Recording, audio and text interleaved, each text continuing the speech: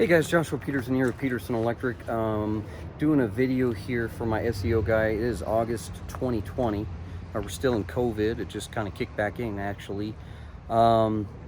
This is going to be about an ADU building that's being built, and it's going to be put right over here where these power lines are, right up close to my van. It looks similar to this building but smaller.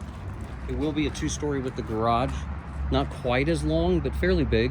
This will get us through the rest of the year with some work. It's definitely gonna be a big project. It's been a big deal. As you can see, the old power line right here coming up overhead.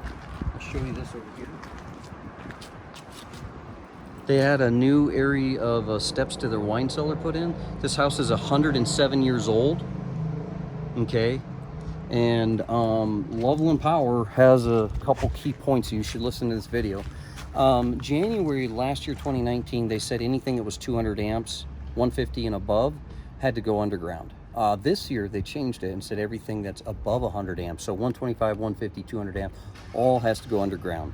So if you're considering redoing your service and getting more power, you have to be underground. So in this scenario, that's why I bought this little Kubota tractor, because I knew Loveland was going to do this soon. So I've had it for about a year now, and I've been working on it, and it's a great little tractor, but you need that for trenching to get into the fences. And they do request the electrician to do it underground. We typically don't do that unless the homeowner is an excavator and he's very good with trenches, knowing how our conduit has to lay out. This video will show you that. So hopefully it's not too long. But the bottom line, guys, is that this now has to go underground. Two of these are telephone, which are doing nothing. And the third one is their internet. And all that has to come down so they can dig it. Meanwhile, this is the gas line locate right here. Okay. That meter will be moved to over here by my van when the building's built. But for now, they're right now locating that. You cannot be closer than 6 foot to the edge of the meter of gas to any edge of our electric box. Loveland Power also has some requirements. It's called the Peep and Tom rule. You can't be within 3 foot underneath a window or to the edge of a window. You also have to be 3 to 5 foot from the edge of the side of the building. So as you can see, my only spot that I was able to possibly put it was right here. But they didn't allow it because of the window, and I'm too close to the gas meter. The other problem that had happened is their sewer went out, and it was a clay pipe right under here. There's also an old grease pit. I don't know why it was there. It wasn't a restaurant. Maybe it was in the 50s, I don't know. But that sewer pipe went out, it was clay, and it somehow had an issue underneath this shed. Okay. So they scoped it, it was tree roots. So they had to get a new sewer pipe put in. And so we put it in right here. We dug this out for them. Meanwhile, this whole cavity here she's standing on, my wife, we had to put OSB board in a U shape here before this panel was up, and we put all of this dirt piled up high. We had to move all of the dirt back and compact it, and then these are their two sewer cleanouts. One goes this way and one goes that way. And I put cones so we didn't hit it. Now then we could put our trench in, but I had to mark the sewer and dig the trench this way back. As you can see, as I already had this dug out and put back, the trench got soft. This is where my tractor on my last video had tilted and tipped, and it was tipped pretty bad, about a 30 to 20 degree angle. But we got it up with about 8 guys, and then put a post under it and popped it up and put a pallet and drove it out. And it would not start to get the arm to move to push it out with the arm. So keep that in mind. If it tilts, it has a, you guys will probably remind me on the video, it's some kind of sensor, I forget what they call it, but it lets you know if it's level. Anyway, so we got all this conduit in. This is where Loveland Power, and I use the word strongly, forced us to put it, the equipment. I was hoping to do it there because I already had that dug out, but they would not let me. So I'm 36 inches to the edge. I have a slip conduit of a 2.5 inch schedule 80 coming up and schedule 40 going through all the way to that pole. It's about 100 foot. Then I have a 2-inch PVC schedule 80 coming down and a 40 going out that way, and that's going to show you in a minute. That's going to the ADU. So I'm bringing in my primary, well, not primary, secondary power for them, okay, and that's going to be 150 amp service. That's all they allowed.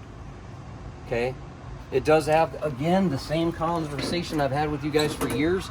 The bypass lever design here, it is required in all of Colorado utilities except for maybe REA. This guy right here coming out is going to be a pipe I'm feeding up there to get rid of the bell box, and this guy coming down has a number 2 aluminum going down into where there's a sub panel that's feeding most of the house.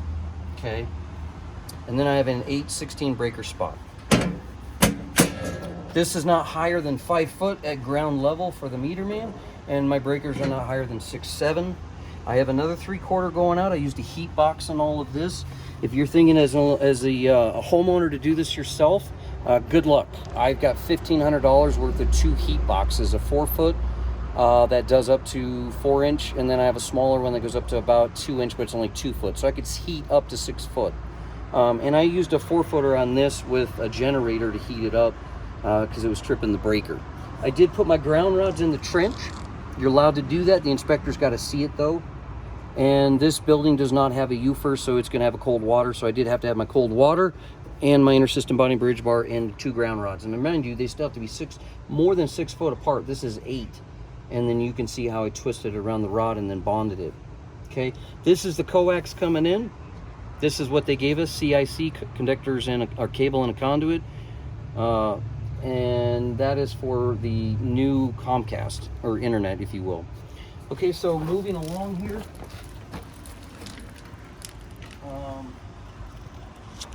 So if you're with Excel, they're 3 foot deep. Loveland Power is common sense, 24 inches to the top, or basically 26 inches deep. Okay, keep that in mind. My conduit coming out here, going to the ADU, it could be 18 inches deep or 20, but I go typically 26 and just keep it the same level when I dig. But this had the slope for the sewer. So mind you, we dug all this out for the sewer. We had a 4-tooth bucket, and then back there you can see that trench. It went to a 2-tooth bucket.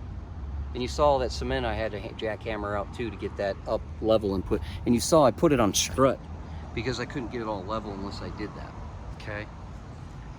Again, a 107-year-old foundation. So coming out here, here's my 2nd rod. This is my 3rd rod for my inspector to see. And this is definitely further apart. It goes to here.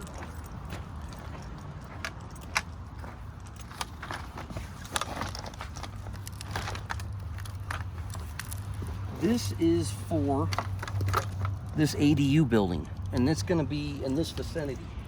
Over here is going to be like the stairs and the bathroom underneath it, and then this is all the garage. So I stepped up my 2-inch. Okay, I'm going to feed it with 100 amp. I like to go 2-inch.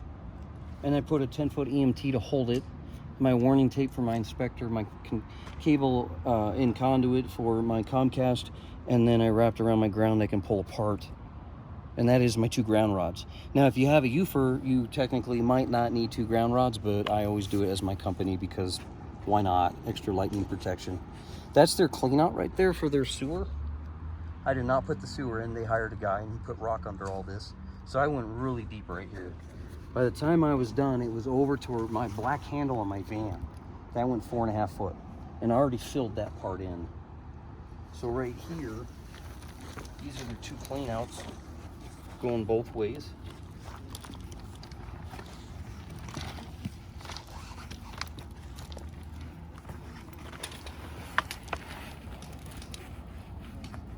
So they're gonna put a sleeve, the power company here. This is my Comcast. It's not fiber optic. Maybe they'll pull through it in the future. I did put a wood here to brace it because the rain has really hit me lately and it's taken forever to get this job because of COVID to get inspected. But this is what they requested. No box adapter with the utilities.